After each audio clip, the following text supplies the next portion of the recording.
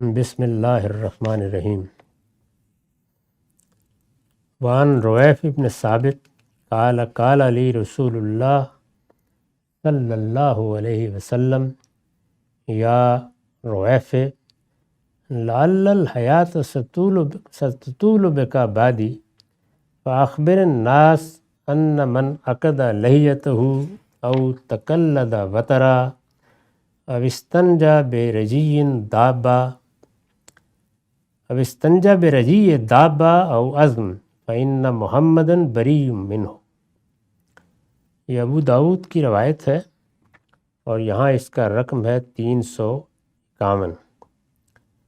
رویف بن ثابت بیان کر رہے ہیں کہ رسول اللہ نے مجھے ایک دن مخاطب کر کے کہا، رویف توقع ہے کہ میرے بعد بھی تم کافی عرصہ زندہ رہو گے،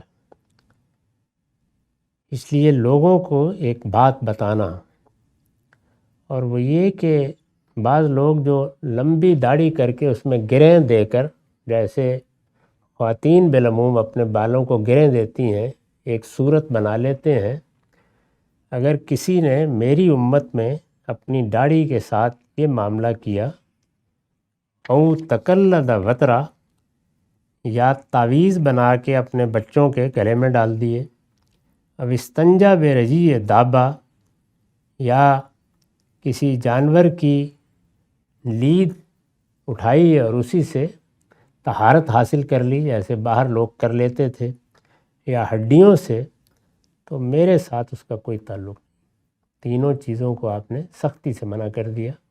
یہ رسول اللہ کے کسی چیز کو ذرا سختی سے منع کرنے کا اسلوب ہے، بہت سی روایتوں میں آیا ہے۔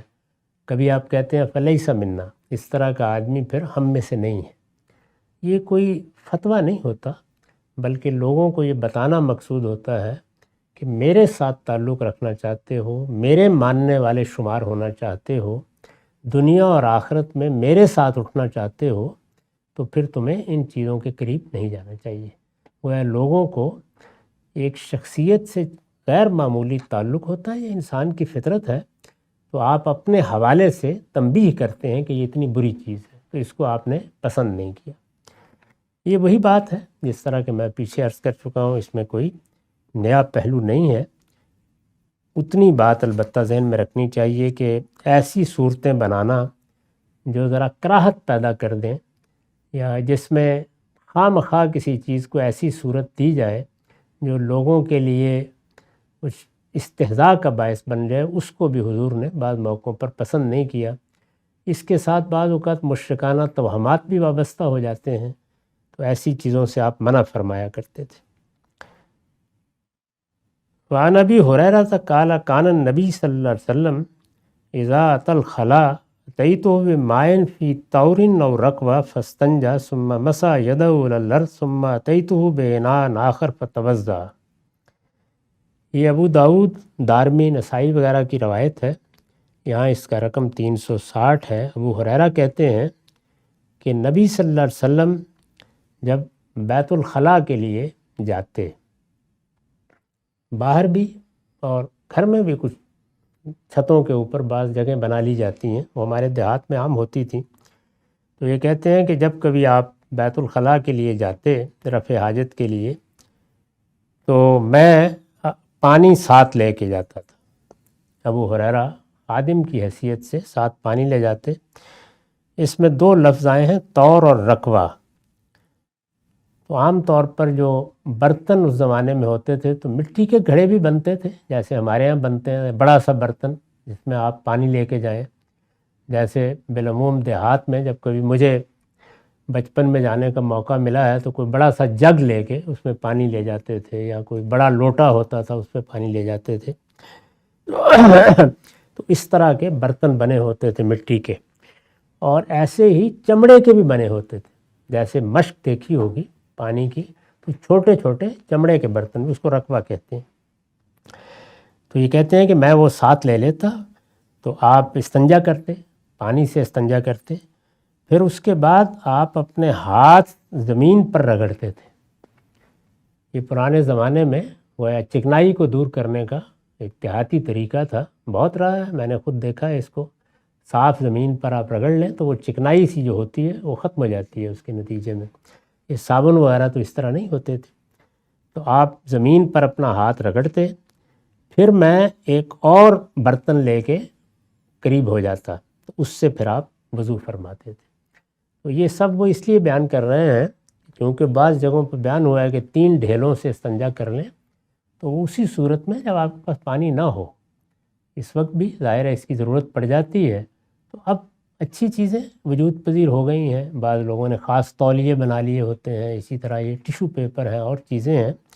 اس وقت یہی تھا دیہاتی زندگی میں، تو وہ بیان کر رہے ہیں کہ نہیں، رسالت مآب بھی پانی سے ہی طہارت حاصل کرنے کو ترجیح دیتے تھے، البتہ آپ نے اس کی اجازت دی ہے۔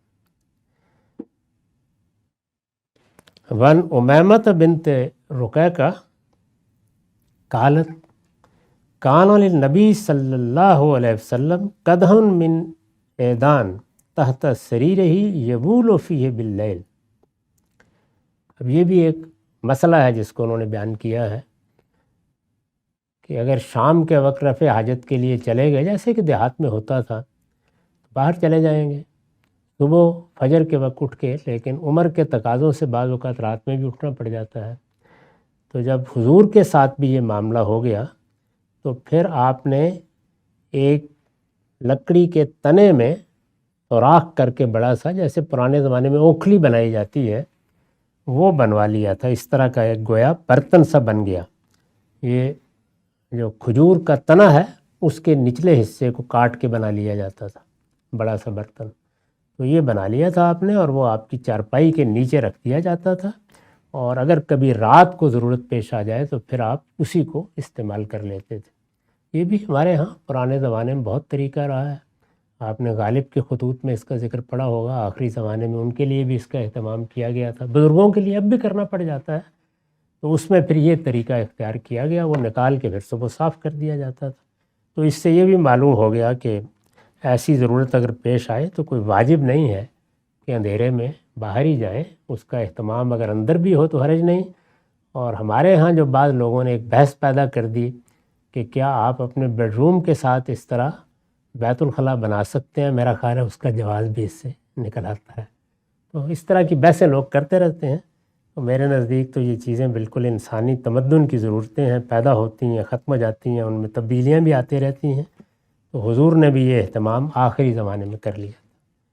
وآخر دعوانا الحمدللہ رب العالمین۔